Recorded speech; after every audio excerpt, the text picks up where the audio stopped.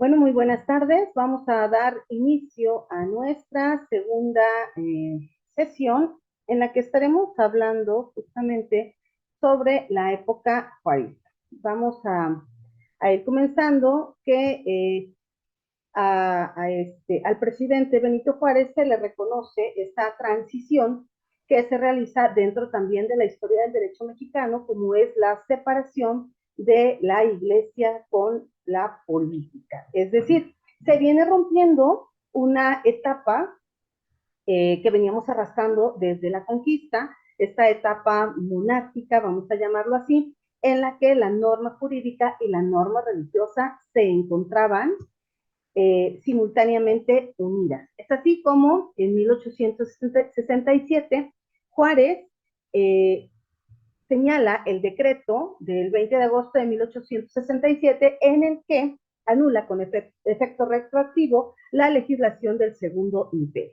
A esta se le conoce también como la tercera victoria del liberalismo, que comienza equivocadamente a surtir efectos. Y el presidente lesiona la sensibilidad de Porfirio Díaz, quien nunca olvidaría este detalle. Vamos a señalar también que una vez que se hace esta separación, vamos a decirlo así, de la iglesia con la cuestión política, comienzan a surgir diversos procedimientos penales en el Distrito Federal. Es decir, tenemos un jurado popular que da como resultado ahora una constitución que se remonta al 4 de diciembre de 1869 y se introduce la libertad bajo fianza. Fíjese bien, esta figura de la libertad bajo fianza es una figura que estuvo activa hasta pues la reforma se da para los juicios orales y a partir del 2003, 2004 y ya en el 2011 como tal se sigue manejando esta cuestión de la figura bajo fianza, que es lo que aún tenemos nosotros actualmente. Comienza también la Constitución de Cádiz y en su artículo 159 prevé la elaboración de un código civil. Si nosotros recordamos un poquito la historia del derecho romano y la concatenamos al derecho mexicano, a la historia del derecho mexicano, vamos a verificar que la primera ramificación que se da en materia de derecho, en materia de normas, es justamente esta, del derecho civil al derecho penal. Se migra entonces en una cuestión jurídica que ya en México, bueno, posterior a muchos años, se empieza a manejar. Ahora, la sesión anterior platicábamos un poco también sobre el porfiriato, esta figura que se toma del presidente Porfirio Díaz, que en el año de 1876 a 1911, en México comienza a darse esta nueva cuestión política bajo un despotismo, bajo un descrédito derivado de qué? De todo el tiempo que estuvo en el poder don Porfirio Díaz. Por ahí también se hace referencia que fue una situación económica bastante fuerte y bastante positiva.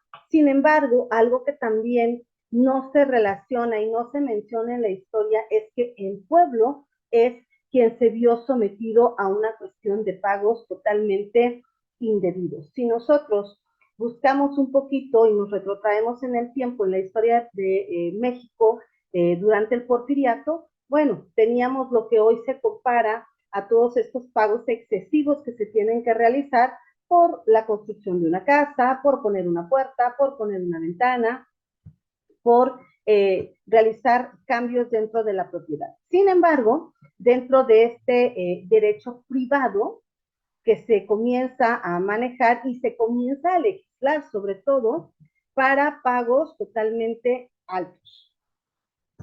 El derecho mercantil es otra figura que otorga Porfirio Díaz y que da también un auge muy fuerte en México, sobre todo para estos pactos de negociación con el extranjero, en el que se manejan todo tipo de beneficios, de bondades que se hacen a Estados Unidos, sobre todo al propio España, dándoles pues una ventaja, vamos a llamarlo así, contra y afectando a la cuestión mexicana.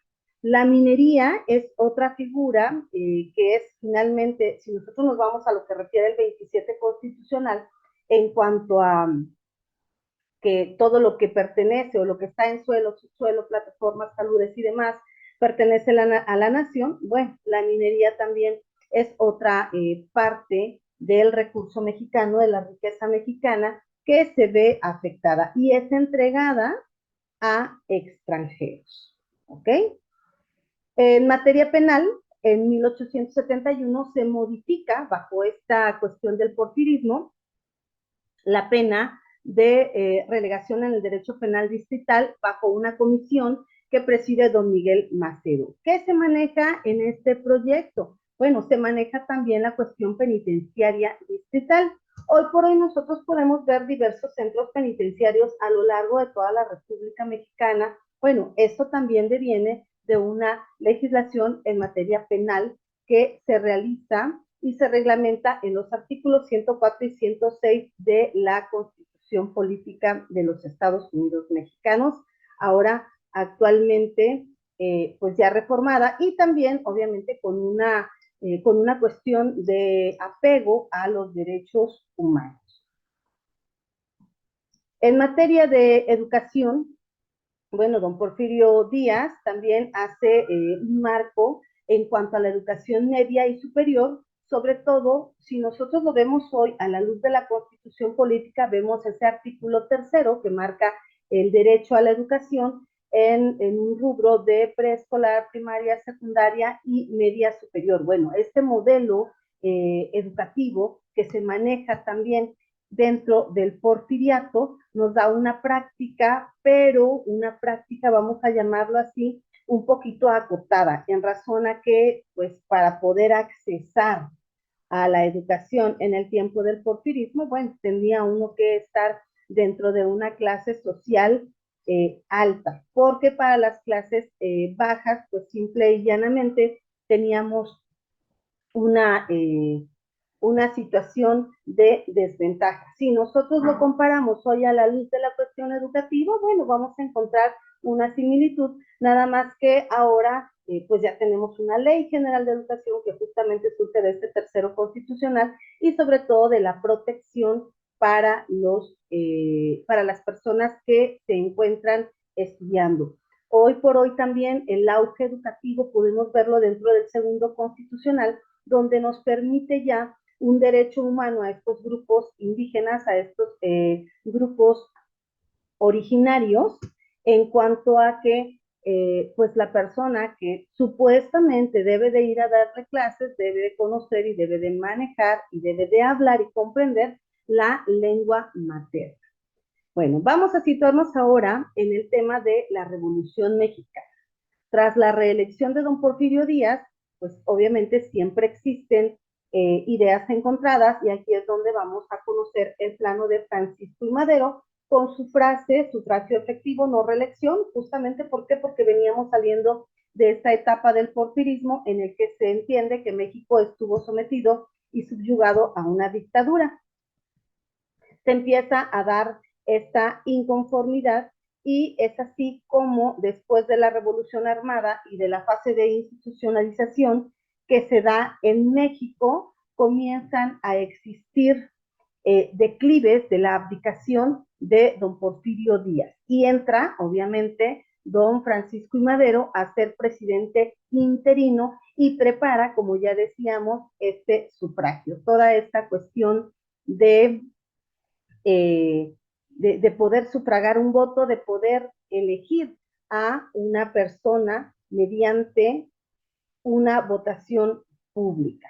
Existen diversos actores políticos, vamos a llamarlo así, en esta etapa, y entre ellos encontramos a Huerta, que él se encarga también de buscar esta controversia y de estar dentro de un plano político en, en una cuestión ya de pues democracia, ¿no?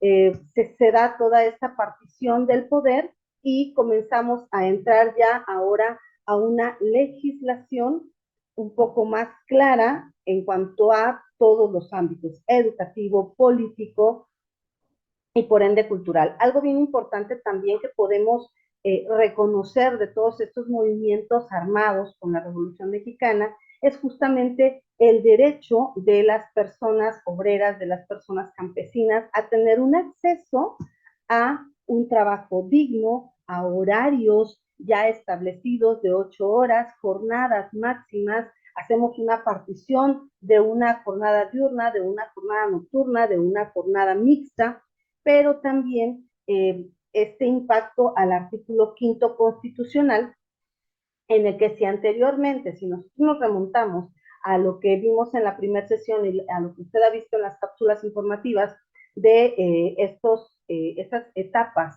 que se vivieron con los aztecas, con los mexicas, en los que no existía ni siquiera un horario laboral, ahora ya lo tenemos nosotros pactado, pero derivado de una lucha que trae como consecuencia las reformas al 5º constitucional y por ende también a una ley secundaria o una ley que va a tener impacto directo sobre la reforma en materia laboral, que es la Ley Federal del Trabajo, que bueno, si nosotros ahora la estudiamos, podemos verificar todos los beneficios que se tienen en cuanto a la clase trabajadora. ¿Ok?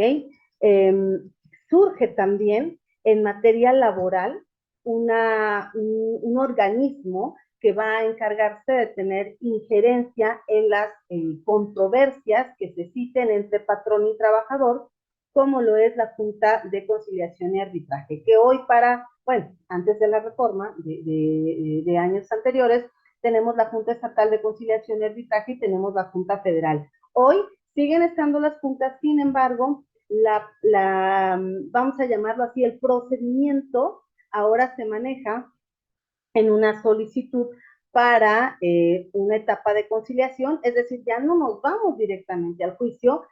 Cabe precisar que este momento de conciliación se llevaba aún dentro del mismo juicio, dentro de la misma audiencia, se podían platicar las partes para ver si lograban llegar a un acuerdo y evitar con ello el desgaste de un juicio.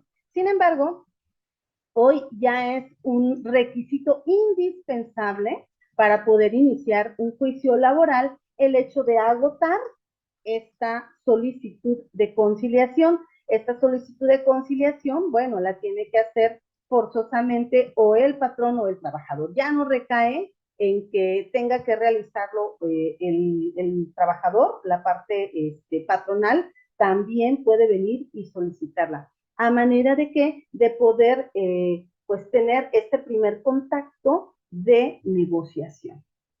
La historia del derecho mexicano nos ha marcado en cuanto a reformas constitucionales y creo, sin temor a equivocarme, que una de las más importantes fue obviamente la del 2008 con el parteaguas de ahora un sistema de oralidad que lo estamos manejando primordialmente en materia penal, fue la primera aplicación en cuanto a materia, pero hoy por hoy podemos verlo en materia laboral, en materia mercantil, en materia familiar. Ya también tenemos esta cuestión de poder dirimir las controversias de una manera oral. Ya también se tiene legislado un código en materia familiar que va a aplicar en materia de oralidad.